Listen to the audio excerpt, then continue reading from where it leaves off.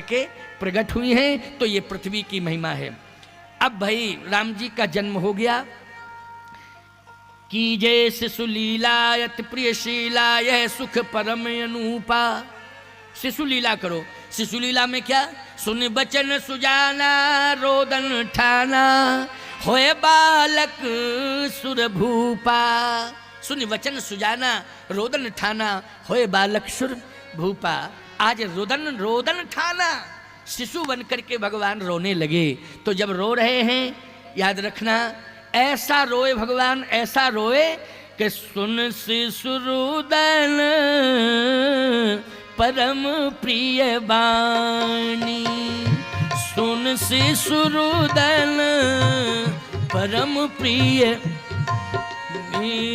संभ्रम चलिया ईशव रानी। संभ्रम चलिया ईशव रानी।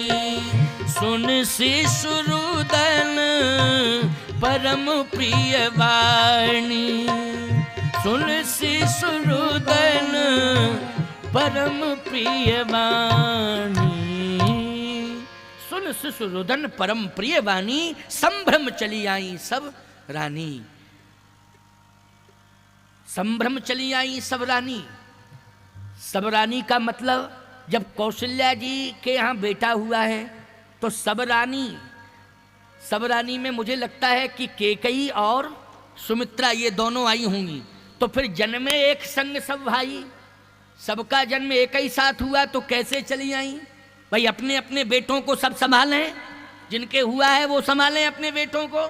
लेकिन संभ्रम चली आई सब रानी, इसका अर्थ है, सुनिए शंका का समाधान।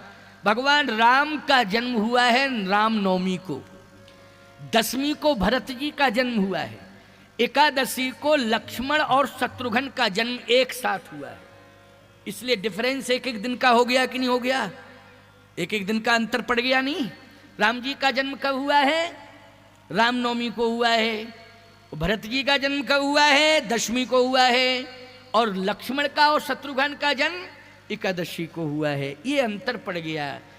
इसलिए जैसे ही कौशल्या जी के यहाँ सुन शिशुरुदन परम प्रिय वाणी संभ्रम चली आई सब रानी, कौशल्या जी के यहाँ केकई जी आ गई, सुमित्रा जी आ गई।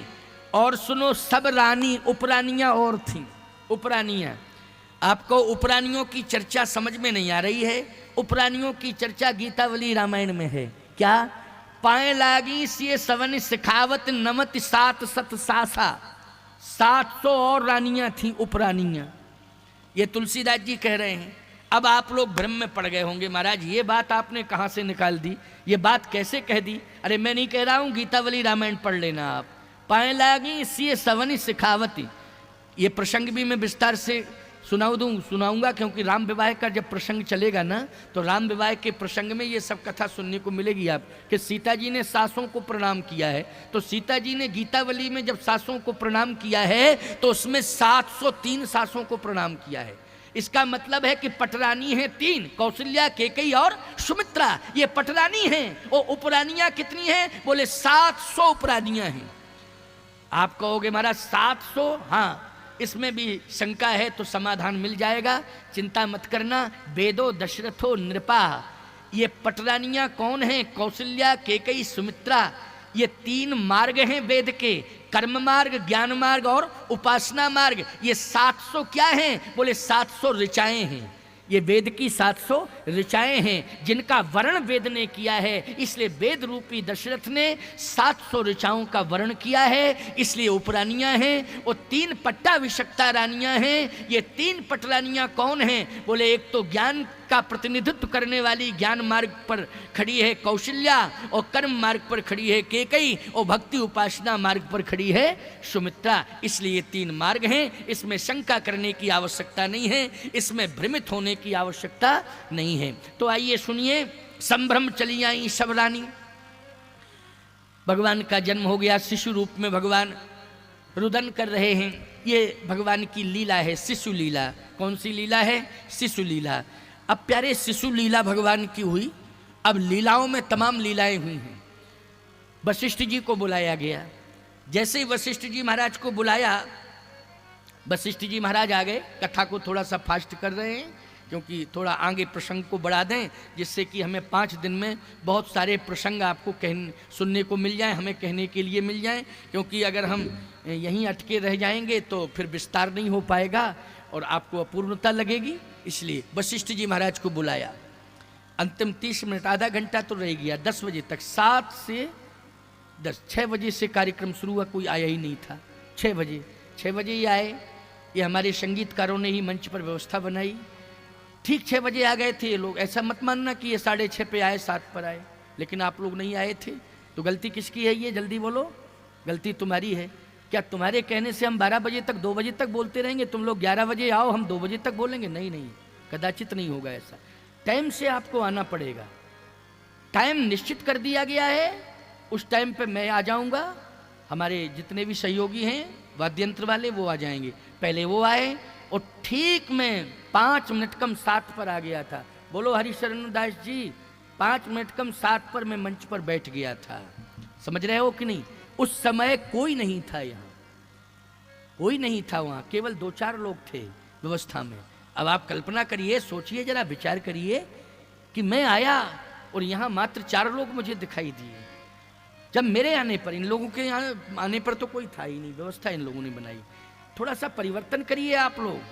ऐसा नहीं है, आपके क्षेत्र में कोई संत आए हैं तो उन संतों का सम्मान और आदर करने की भावना भी होनी चाहिए। समझ गए हो कि नहीं? केवल मैं इसलिए नहीं आया हूँ कि कथा सुनाने के लिए आया हूँ, आपका भाव देखने के लिए भी आया हूँ, आपका भाव समझने के लिए भी आया हूँ। इसलिए आप अपने भाव को प्रकट करिए, और प्रकट भाव तब होगा जब आप घर द्वार छोड़ करके परिवार के सहित यहाँ आएंगे, तभी भाव प्रकट होगा। नहीं वैसे नहीं तो आप कितने भी भावुक बने रहो, कुछ भी बने रहो, अच्छी बात है ना, लेकिन नहीं, ये स्वर्णिम अवसर है, ये बार बार नहीं मिलता है, इसे व्यर्थ में गंवाना नहीं चाहिए। इसलिए मेरे लिए भी समय की कीमत है। मैं ठीक 6 से 10 तक का जो टाइम निश्चित किया है, उस 6 से 10 का कार्यक्रम सुनिश्चित है। नित्य प्रति कार्यक्रम इसी समय से चलेगा। आप लोग समय का ध्यान रखिए और समय से आइए, कोशिश करिए। कम से कम कथा प्रारंभ हो जाए तब तक तो आ ही जाना चाहिए, है ना? तब तक तो आ ही जाना चाहिए। तो कथा तो ठीक 5 मिनट कम 7 पर प्रारंभ हो गई थी और 10 बजे तक 3 घंटे कथा। इसके पहले हनुमान चालीसा, भजन, संकीर्तन, ये सब चलेगा। टोटल 4 घंटे का प्रोग्राम है। 6 से 10 का प्रोग्राम है। टाइम से ही जो मैंने कहा था, मैं तो कहीं नहीं, यहीं तो ठहरा हूँ, कोई ज़्यादा दूर नहीं। तुम 6 बजे आ जाओ ना, आके तो बताओ मुझे 6 बजे। मैं कोई दूर ठहरा हूँ? मुझे आने में कोई टाइम नहीं लगेगा। और तैयार होने की बात कहो तो मैं क्या महात्मा हूँ? केवल वस्त्र मुझे लपेटना है, मैं चल देता हूँ। कोई मेरा कोई विशेष श्रृंगार थोड़ी है कि मैं घंटों श्रृंगार करता हूँ। मेरा तो तिलक स्वरूप ही श्रृंगार है। तिलक स्वरूप अचला पहना, कंठी हमारे पड़ी रहती है गले में, कहीं कोई दिक्कत ही नहीं है। तो कोई श्रृंगार उंगार में टाइम नहीं लगता है मुझे तैयार वायर होने में। समझ गए हो कि नहीं? महात्मा हूँ, कोई वैसा नहीं हूँ कि श्रृंगार करने वाला वक्ता हूँ। साधु हूँ, साधु जीवन है, फकीरी का जीवन है। इसलिए मैं तो तैयार बैठा रहता हूँ। 2 कदम ही चल के तो आना है मुझे। तुमको तो थोड़ा दूर से चल के आना, हमको तो बिल्कुल पास में ही चल के आना है। और यदि आप लोगों की इच्छा हो तो हम पांडाल में ही चौकी अपना तखत डलवा लें, यहीं पड़े रहें। आ जाओ तुम, हम उठ के बैठ जाएंगे, कथा शुरू कर देंगे। क्या दिक्कत है? मुझे कोई परेशानी नहीं है, यहीं आसन जमा दूंगा मैं, मुझे कोई दिक्कत नहीं है। इसलिए आपको आना पड़ेगा, सोचना पड़ेगा, विचार करना पड़ेगा, है ना? समय का ध्यान रखना पड़ेगा, इसलिए समय से सबको आना पड़ेगा। तो आइए सुनिए, वशिष्ठ जी महाराज आए। जैसे ही वशिष्ठ जी महाराज आए, महाराज दशरथ ने चरण पकड़ लिए वशिष्ठ जी के। वशिष्ठ जी ने कहा, दशरथ मैंने जो कहा था, धरौ धीर हुई है सुत चारी, बोलो वो सत्य सिद्ध हो गया कि नहीं हो गया? पुत्र कितने हैं? 1 है कि 2 है कि 4? कहे महाराज 4 हैं, 4 हैं। मेरी बात सत्य हुई कि नहीं? हाँ सत्य हुई। अब किस बात की चिंता? कहे महाराज कोई चिंता नहीं। तो क्या चाहते हो? मैं यही चाहता हूं कि ये 4 पुत्रों का नामकरण संस्कार हो जाए। नाम, अच्छा अच्छा नाम। हे दशरथ, तुमने क्या अनुभव किया? तुम अपना अनुभव बताओ, तुम्हें क्या महसूस हुआ? दशरथ जी ने कहा जाकर नाम सुनत सुबह होई, ओ मोरे ग्रह आवा प्रभु सोई। जाकर नाम सुनत शुभ होई, जिसका नाम लेने से अमंगल दूर हो जाते हैं, मंगल ही मंगल जीव के जीवन में आ जाता है। मोरे ग्रह आवा प्रभु सोई, वही प्रभु आया है हमारे घर में। वाह क्या बात है, बहुत सुंदर अनुभव है तुम्हारा दशरथ महाराज, मैंने तो यही अनुभव किया। तो फिर कह रहे हो इनका नाम, इनके नाम अनेक अनूपा, मैं निज कहूं सुमति अनुरूपा। इनके नाम अनेक अनूप, इनके अनेक नाम हैं, एक नाम नहीं है, अनेक नाम हैं। लेकिन महाराज नाम तो अनेक हैं, लेकिन नाम एक रखना तो पड़ेगा आपको। अनेक में से एक नाम आप रख दीजिए। वशिष्ठ जी ने कहा जो आनंद अरे सिंधु सुख राशि, उसी करते त्रैलोक सुपासी। ये आनंद सिंधु, आनंद के समुद्र हैं। तब तो महाराज पूरा आनंद का समुद्र ही हमारे यहां आ गया। बोले गलत, समुद्र आ गया। अच्छा एक बात बताओ, तुमने कुआं खोदा, उसमें पानी आया, तो यही तुम्हारा उद्देश्य है कि हम घर भर ही पिएंगे, मोहल्ला वालों को नहीं पीने देंगे? क्यों? आपका ये लक्ष्य होना चाहिए कि मैंने तो कूप बना दिया है, हम भी पानी पिए और जिसे प्यास लगे वो भी पानी पिए। बोलो, तालाब आपने खोदा, उदाहरण दे रहा हूं, आपने तालाब खोदा तो आपका लक्ष्य क्या है कि तालाब में हम ही स्नान करेंगे, तालाब का हम ही आनंद लेंगे? नहीं नहीं, सभी लोग तालाब में स्नान करें, सभी लोग तालाब का आनंद लें। बोलो यही लक्ष्य होना चाहिए कि नहीं होना चाहिए? लेकिन तुमने अपनी तपस्या के प्रभाव से अयोध्या में समुद्र की स्थापना कर दी है। ये समुद्र प्रकट, कौन सा समुद्र प्रकट हुआ है? जो आनंद सिंधु, आनंद का समुद्र, आनंद का समुद्र आया है। याद रखना, समुद्र संसार को तृप्त करता है। बोलो भाई, तालाब पूरे संसार को तृप्त कर सकता है? जल्दी बोलो। अच्छा, कुआं पूरे संसार को तृप्त कर सकता है? नहीं।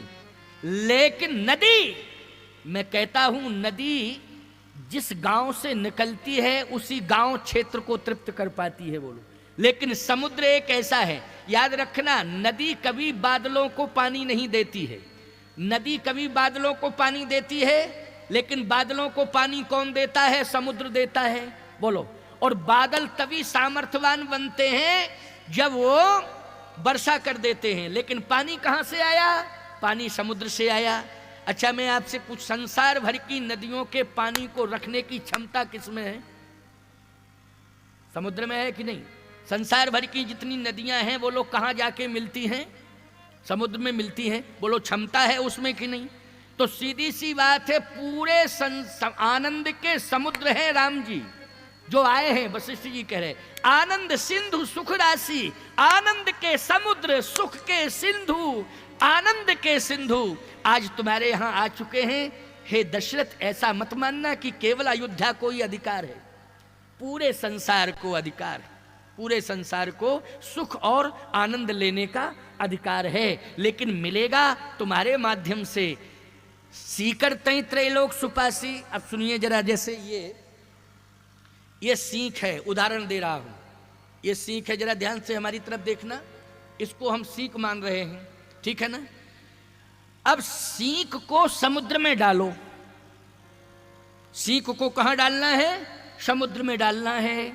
अच्छा, फिर इस सीख से कहो कि समुद्र से पानी निकालो, तुम में कितनी ताकत है?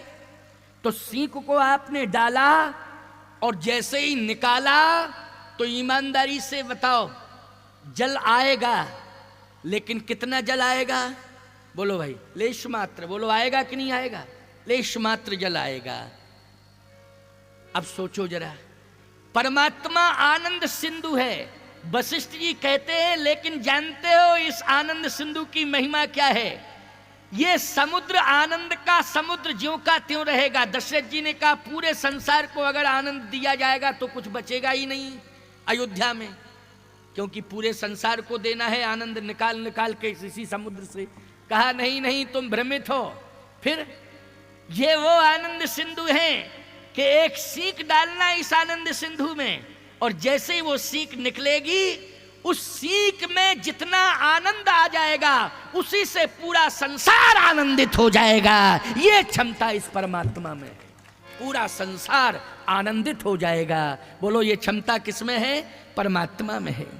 इसलिए जो आनंद सिंधु सुख राशि, जो आनंद सिंधु सुख राशि, जो आनंद सिंधु सुख राशि, जो आनंद सिंधु सुख राशि, सीकर त्रय लोक सुपासी, सीकर त्रय लोक सुपासी, सो सुख धाम राम नाम, सो सुख धाम राम नाम, अखिल लोक दायक विश्राम, अखिल लोक दायक विश्राम, अखिल लोक दायक विश्राम, अखिल लोक दायक विश्राम, सो सुख धाम राम असनामा, सो सुखधाम राम असनामा। इनका नाम है सुखधाम राम, ये सुख के धाम है, इसलिए इनका नाम क्या है? राम। महाराज आपने बड़ी कृपा की, इतना महिमा मंडित स्वरूप है यहाँ, ये महिमा राम। दूसरा बेटा भरत, भरत जी को देखा, कहा दशरथ एक घर का मालिक पूरे घर का भरण पोषण करने में लग जाता है लेकिन फिर भी वो पर्याप्त मात्रा में घर को संतुष्ट नहीं कर पाता है। क्यों भाई? कर पाता नहीं कर पाता है, वो कुछ ना कुछ कमी रह ही जाती है, लेकिन पर्याप्त मात्रा में भरण पोषण वो नहीं कर पाता है। मैं आपसे पूछना चाहता हूं, आपने प्रदेश का मुखिया किसी को चुना, लेकिन चाहे जितना अच्छा नेतृत्व देने वाला मुखिया क्यों ना हो, लेकिन पूरी पब्लिक संतुष्ट नहीं हो पाती है, भले ही मुखिया बना दो, लेकिन कहते यार बिजली 4-4 घंटे गायब हो रही है, बिजली ही नहीं आ रही है, बड़ी परेशानी है बिजली की। क्यों रो रहे हो? हाँ, किसके लिए रो रहे हो? बोलो। बिजली के लिए रो रहे हो? बोलो रो रहे हो कि नहीं रो रहे हो? समस्या है, वो संतुष्ट नहीं कर पाएगा आपको। कभी बिजली की समस्या आएगी, जब पानी नहीं बरसेगा तो कहोगे कि सरकार पानी उपलब्ध करावे। किसके माध्यम से? बोले नहर केनाल के माध्यम से उपलब्ध करावे। लेकिन समस्या ये रहेगी कि जहां जहां तक सिस्टम जमा है केनाल का, वहां तक तो पानी गवर्नमेंट दे पाएगी, लेकिन जहां पर नहर नहीं पहुंची है, क्यों भाई, वहां नहीं पहुंच पाएगा तो समस्या खड़ी। सरकार कहेगी हम बोरिंग करा के दे रहे हैं, लेकिन पानी नहीं बरसा है, तो इतना नीचे पानी चला गया जल स्तर के, खोदते खोदते परेशान हो गए, पानी निकला ही नहीं, तो सरकार से परेशानी पैदा हो जाएगी तुम्हें, है ना। जितने कर्मचारी हैं वो कहते हमारा महंगाई भत्ता बढ़ाओ, हमारा वेतन बढ़ाओ, अधिकारी कहते हमारा महंगाई भत्ता वेतन बढ़ाओ। बोलो भाई समस्याएं बनी की बनी रहती हैं कि नहीं रहती? बनी की बनी रहती हैं। और सुन लो भैया, आपके खेत में गऊ पहुंच गई, कैसा महात्मा मुख्यमंत्री है, हमारे खेत में गऊएं क्यों आ रही हैं, रोकता क्यों नहीं है? इंतजाम करना चाहिए उसको, ये महात्मा मुख्यमंत्री बनाया, कैसा मुख्यमंत्री है? ये गऊ की व्यवस्था नहीं कर सकता तो कैसा महात्मा? समस्या बनी की बनी रह गई। अरे तुम भी तो कुछ सहयोग करो बंदे, तुम्हें भी सहयोग करना पड़ेगा, तुम्हें भी समझना पड़ेगा, तुम्हें भी विवेक का परिचय देना पड़ेगा। लेकिन दशरथ, तुम इतने बड़े भाग्यवान हो कि राजा यत्र तत्र सर्वत्र बहुत होंगे, लेकिन तुम्हारे घर में ये जो दूसरे नंबर का बेटा है ना भरत, वो केवल तुम्हारे राज्य का भरण पोषण नहीं करेगा, पूरे विश्व का भरण पोषण करेगा। ये व्यक्तित्व तुम्हारे दूसरे बेटे भरत में है, पूरे विश्व का भरण पोषण। इसलिए विश्व भरण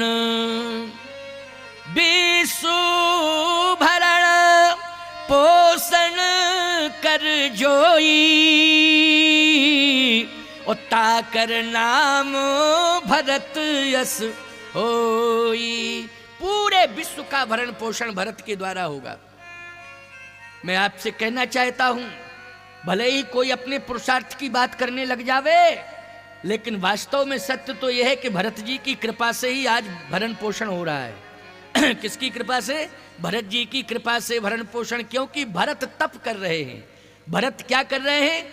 तप कर रहे हैं। उस तप का फल पूरे विश्व को प्राप्त हो रहा है। ऐसे महान तपस्वी श्री भरत जी महाराज के तप के प्रभाव से भरण पोषण हो रहा है। भैया, बिना तप के व्यवस्थाएं नहीं बनती हैं, बिना तप के व्यवस्थाएं नहीं बनती हैं। ये माताएं जब भोजन बनाती हैं तो ये तपस्या है इनकी बहुत बड़ी। और गर्मी के मौसम में भोजन बनाना बहुत बड़ी तपस्या है। बोलो, है कि नहीं? बहुत बड़ी तपस्या है। एक बार की बात याद आई, चलो उसको सुना दें। बात में से बात निकल पड़ी।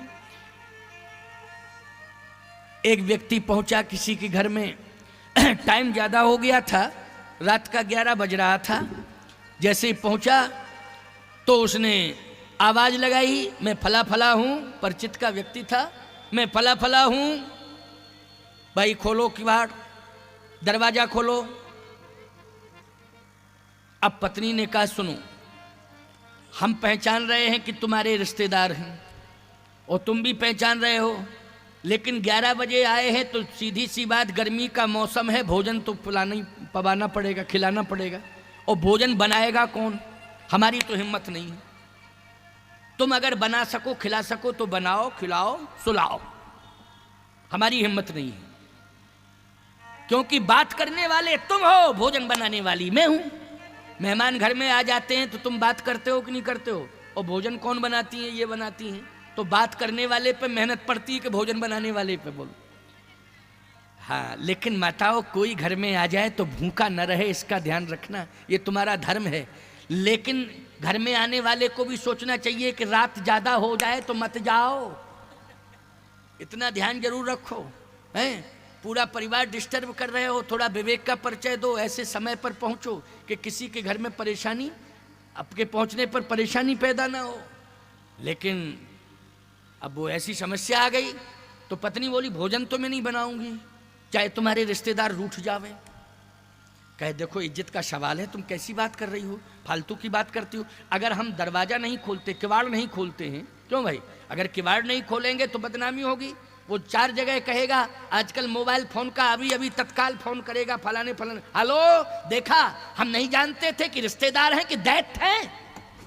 हम 2 घंटे से दरवाजे पर खड़े हैं, दरवाजा ही नहीं खुल रहा है। बदनामी होगी, बदनामी होगी, बच्चों का संबंध करने में समस्या खड़ी हो जाएगी। ऐसे घर में बेटी को नहीं भेजना है जहां भोजन का इंतजाम ना हो, हैं, जहां रिश्तेदारों की सुनी ना जाए, बड़ी समस्या। देखो हमारी बात मान जाओ। कहे, देखो दरवाजा खोल दो, लेकिन हमारी भी बात मान लो। क्या? बिना ही कहे अगर चले जाएंगे तो कहे, ऐसा क्या उपाय है? का उपाय ये है कि हम अंदर रोना शुरू करेंगे और बड़ी जोर जोर से रोना शुरू करेंगे, और तुम आकर के छुपाना शुरू करना मुझे। जब तुम छुपाना शुरू करोगे, हम छुपेंगी नहीं, रोना बंद ही नहीं करेंगी, रोती ही रहेंगी। तो मेहमान अपने आप कहेंगे, भैया इस घर में रहना ठीक नहीं है, इसलिए चलो कहीं और जगह ठीक रहेगा, रुकें, यहाँ तो कलह ही कलह है, रोना शुरू, पता नहीं कौन सी समस्या आ गई, अपने आप चले जाएंगे। और हमारा झूठा रोना होगा, तुम्हारा छुपाना झूठा होगा। कहे, तो ठीक है, पहले तुम रो। और जैसे ही अंदर जाके रोना शुरू किया तो कहता है वो मेहमानों से, भैया कोई बात हो गई है, मैं अंदर जा रहा हूं देखूं। और जैसे छुपाना शुरू किया, चुप जाओ, वो ने रोना शुरू किया, इतना रोना शुरू किया कि साहब इतना हल्ला हो गया उस घर के अंदर। मेहमानों ने कहा चलो चलें, अब यहाँ रुकने की जरूरत नहीं है। फायदा क्या है, यहाँ तो बड़ा कलह ही कलह है, पता नहीं चल रहा कौन सी समस्या है, बाढ़ में जाए समस्या, चलो चलें। और जैसे मेहमान थोड़ा सा निकले, थोड़ा ही निकले और रोना बंद, वो तो नाटक था। मेहमानों ने आपस में कहा कि रुको, अभी निश्चित कुछ ना कुछ विशेष बात है। देखो रोना, इतने जल्दी रोना बंद, हम लोग निकले और रोना बंद है। तो जैसे ही वो लौट के दरवाजे पर पहुंचे तो वो अपनी पत्नी से क्या कह रहा था, दरवाजा बंद था, अंदर कह रहा था, पत्नी कह रही थी कहो कैसा झूठा नाटक था, सफल हो गया कि नहीं हो गया। पति बोला हमने भी तो झूठा ही छुपाया था तुम्हें, सफल हो गए कि नहीं हो गए। मेहमान बोले हम भी झूठे ही चले गए थे, कहो सफल हो गए कि नहीं हो गए, लौट के आ गए कि नहीं आ गए, हम भी तो झूठे ही चले गए थे, हम सही थोड़ी चले गए थे। तो कहने का तात्पर्य मेरा ये है कि कभी कभी बड़ी जटिल समस्या आ जाती है। इसलिए आप सबको इस बात पर विचार करना है कि धन्य है भरत जी महाराज का व्यक्तित्व, इतना तप कर रहे हैं कि पूरा विश्व जो है उसका भरण पोषण हो रहा है। लेकिन महिमा किसकी है, महिमा राम के छोटे भाई भरत की है। विश्व भरण पोषण कर जोई, ताकर नाम भरत यश होई। ऐसे प्रभावशाली श्री भरत जी महाराज। और सुनिए जरा, अब दो पुत्र रह गए हैं, और दो पुत्र किसके हैं, सुमित्रा जी के दोनों पुत्र हैं। सुमित्रा जी के दोनों पुत्र लक्ष्मण और शत्रुघ्न। ये दो पुत्र दोनों के सहयोग से प्राप्त हुए थे, कौशल्या और कैकेयी के। तो दोनों पुत्र आज कितने महिमा मंडित हैं। मैं आपसे पूछ रहा हूं कि आपका भरण पोषण हो, आनंद भी हो, लेकिन समस्या एक खड़ी हो जाए। क्या समस्या खड़ी हो जाए, आतंकवादी आपको परेशान कर रहे हो। तो कश्मीर स्वर्ग माना जाता है बोलो, लेकिन कश्मीर से पलायन करना पड़ा था आतंकवादियों के कारण लोगों को, कि नहीं बोलो। कश्मीर के लोगों को जो विरासतन वहां रहते थे उनको पलायन करना पड़ा था, क्योंकि आतंकवादियों ने जिंदगी जीना दूभर कर दिया था।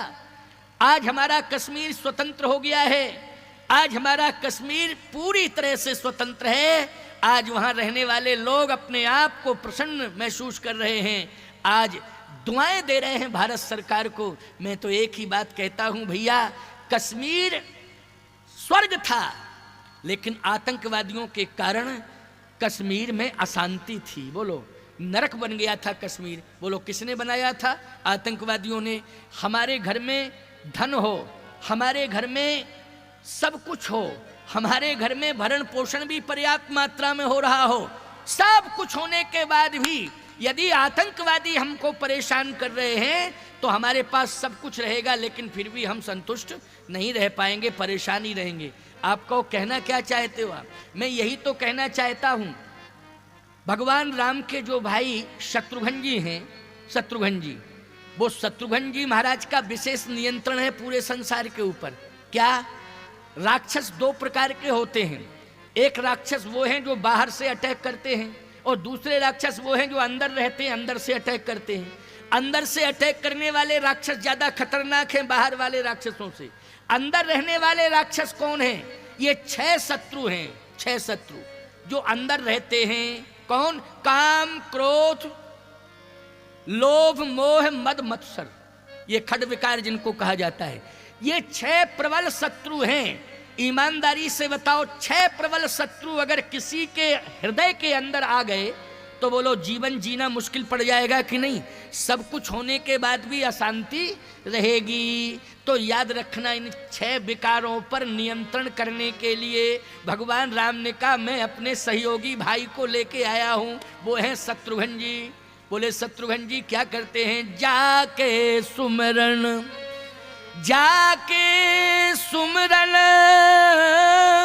अरे तेरी पुनासा, और नाम शत्रुघ्न वेद प्रकाशा। याद रखना, ये शत्रुघ्न किसके अवतार हैं? जैसे राम जी बैकुंठाधिपति विष्णु के अवतार हैं, तो भरत जी क्षीरसाई विष्णु के अवतार हैं। तो शत्रुघ्न जी किसके अवतार हैं? बोले ये साक्षात वेद के अवतार हैं। ब्रह्मा, बोले किसके अवतार हैं? बोले वेद के अवतार हैं। अच्छा ईमानदारी के साथ बताओ, वेद के अवतार वेद के रूप में ही हैं शत्रुघ्न जी, साक्षात वेद के रूप में। आपको इससे मतलब क्या हुआ? मतलब ये हुआ है भैया कि शत्रुघ्न जी अगर वेद हैं, जैसे बाहर के राक्षस यदि आप पर आक्रमण करते हैं तो आप बंदूक की गोली मानी शस्त्र के माध्यम से सुरक्षित हो सकते हैं। बोलो किसके माध्यम से सुरक्षित हो सकते हैं? शस्त्र के माध्यम से। लेकिन काम, क्रोध, लोभ, मोह, मद, मत्सर, यदि ये 6 प्रकार के शत्रु अंदर से आक्रमण करते हैं तो आप शस्त्र के माध्यम से नहीं, शास्त्र के माध्यम से सुरक्षित रह सकते हैं, क्योंकि शास्त्र का ज्ञान ही इन खड विकारों से आपको छुटकारा दिलाएगा। किसका ज्ञान? शास्त्र का ज्ञान ही खड विकारों से मुक्ति दिलाएगा, छुटकारा दिलाएगा। इसलिए शत्रुघ्न जी साक्षात वेद के अवतार हैं। जब वेद के अवतार हैं तो वेद का चिंतन करने से, वेद वाणी सुनने से, वेदों की कथा सुनने से, कथाओं को सुनने से बोलो विकार दूर हो जाते हैं कि नहीं हो जाते हैं? तो बोले ये नियंत्रण शत्रुघ्न जी के पास है। इसलिए जाके सुमरन तेरे पुनासा और नाम शत्रुघ्न वेद प्रकाशा। अच्छा भैया एक बात बताओ, शत्रु भी दूर हो जाए, भरण पोषण हो रहा हो, आनंद ही आनंद हो, लेकिन धरती का संतुलन अगर बिगड़ रहा हो, अगर धरती का संतुलन, जैसे धरती हिले, क्यों भैया सभी प्रभावित हो जाएंगे, मठ मंदिरों प्रभावित हो जाएंगे। बोलो हो जाएंगे। जितने तुमने शांति निकेतन बनवाए हैं, ये आश्रम, ये मंदिर क्या है? ये आश्रम मंदिर है शांति निकेतन, लेकिन ये टिके किस पर हैं? धरती पर। यदि धरती हिलने लग जाए तो बोलो ये मठ मंदिर सभी नष्ट हो जाएंगे कि नहीं हो जाएंगे? जितने भी हम सब कहने वाले वक्ता हैं बोलो वो सभी चले जाएंगे धरती में कि नहीं चले जाएंगे? जल्दी बोलो। संतुलन बिगड़ेगा कि नहीं बिगड़ेगा? लेकिन धरती का संतुलन बनना भी जरूरी है कि नहीं? तो धरती का संतुलन बनना भी जरूरी है। इसलिए वशिष्ठ जी कहते हैं दशरथ चिंता करने की आवश्यकता नहीं है, तुम तो इतने भाग्यवान हो, 3 काल त्रिभुवन जगमाही, भूरि भाग्य दशरथ समनाही, तुम्हारे समान कोई भाग्यवान नहीं है। हे दशरथ तुम्हारे यहाँ ही आनंद का समुद्र है, तुम्हारे यहाँ ही विश्व के भरण पोषण करने वाला व्यक्तित्व भरत है, और तुम्हारे यहाँ ही खड विकारों पर ये पृथ्वी है। अब कल्पना करना आप, 1000 फण पर पृथ्वी है, जो राज्य जिस फण पर है, याद रखना, जो राज्य जिस फण पर है उस राज्य वाले यदि संतुलन बिगाड़ते हैं तो वहीं उसी राज्य का फण जो है थोड़ा सा हिल जाता है। समझ गए हो कि नहीं? इसलिए अपने अपने राज्य के फण को संभालो। समझ में बात आई कि नहीं? और ये चाहिए, प्रदेश के मुखियों का काम है, ये प्रदेश के मुखियों का काम है कि हमारे प्रदेश की धरती हिल ना पावे, इसके लिए हमें सदा सनातन धर्म के प्रति समर्पित होना चाहिए, यज्ञ के प्रति समर्पित होना चाहिए। तो निश्चित है कि शेष आधार बनेंगे और कभी भी पृथ्वी आपको निराधार नहीं करेगी। पृथ्वी सदा आपको सहारा देती रहेगी, शेष आपके ऊपर विशेष रूप से कृपा करते रहेंगे। इसलिए यत्र तत्र सर्वत्र हर राज्य में धर्म कर्म सत्कर्म होना चाहिए कि नहीं होना चाहिए? किसके लिए होना चाहिए? कि शेष भगवान प्रसन्न रहें, और शेष प्रसन्न रहेंगे तो हिलेंगे डुलेंगे नहीं, तो पृथ्वी भी कभी हिल डुल नहीं सकती है, और संतुलन बना रहेगा। संपूर्ण पृथ्वी का संतुलन बनाने का लक्ष्य लेकर के आए हैं शत्रुघ्न जी, लक्ष्मण जी। इसलिए लक्ष्मण शेषा अवतार हैं और शेष के ऊपर पृथ्वी का भार है। इसलिए लक्षण धाम राम प्रिय सकल जगत आधार, और गुरु वशिष्ठ तहि राखिउ लक्ष्मण नाम उदार, धरे नाम गुरु हृदय बिचारी, धरे नाम गुरु हृदय बिचारी, धरे नाम गुरु हृदय बिचारी, धरे नाम गुरु हृदय बिचारी। वेद तत्व तव नृप सुत चारी, वेद तत्व तव नृप सुत धरे नाम गुरु हृदय विचारी। धरे नाम गुरु हृदय विचारी। वेद तत्व